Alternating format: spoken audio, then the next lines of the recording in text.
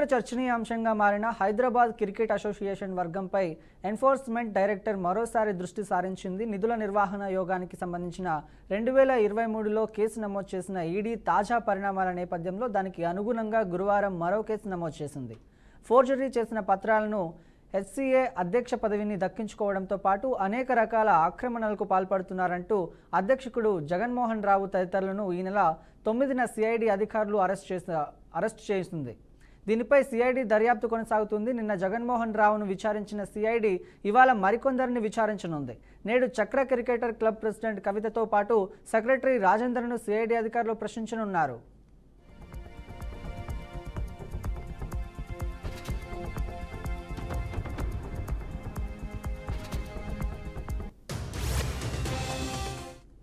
Right, దీనిపై మరింత సమాచారం మా ప్రతినిధి రాజేంద్ర లైవ్లో అందిస్తారు. రాజేంద్ర, బ్రహ్మం హైదరాబాద్ క్రికెట్ అసోసియేషన్ హెచ్సిఏ మాత్రం రోజుకో మలుపు తిరుగుతున్నట్లు పరిస్థితి కనిపిస్తా ఉంది.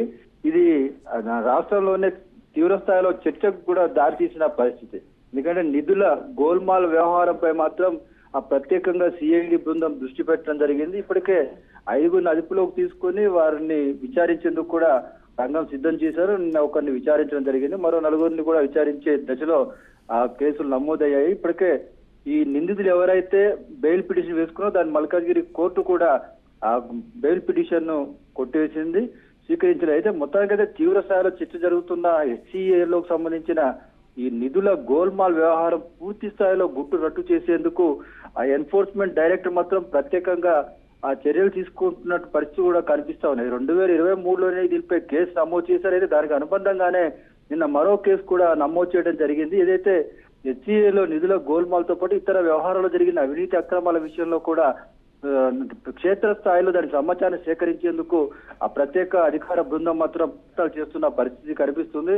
తీవ్ర స్థాయిలో చర్చ జరుగుతున్న హెచ్సిఏ నిధుల గోల్మాల్ విషయం, ఇతర వ్యవహారాలు మాత్రం రోజుకో మలుపు తిరిగే పరిస్థితులు కనిపిస్తున్నాయి. ఏది ఏమైనా సిఐడి అధికారుల బృందం ప్రత్యేకంగా చర్యలు తీసుకునే నేపథ్యంలో ఎన్ఫోర్స్మెంట్ డైరెక్టర్ మరో దీనిపై ప్రత్యేకంగా దృష్టి పెట్టి ఈ వ్యవహారాన్ని మొత్తం కొలిక్కి తీసుకొచ్చే ప్రయత్నాలు మాత్రం చేస్తున్న పరిస్థితులు కనిపిస్తున్నాయి. ఈ నెల 22 వరకు ఈ 5గురు నిందితులకు సంబంధించిన విచారణ గడువు ఉంది. ఈ నేపథ్యంలోనే వీరందరినీ కూడా సిఐడి బృందం విచారించేందుకు కూడా రంగం సిద్ధం చేసింది.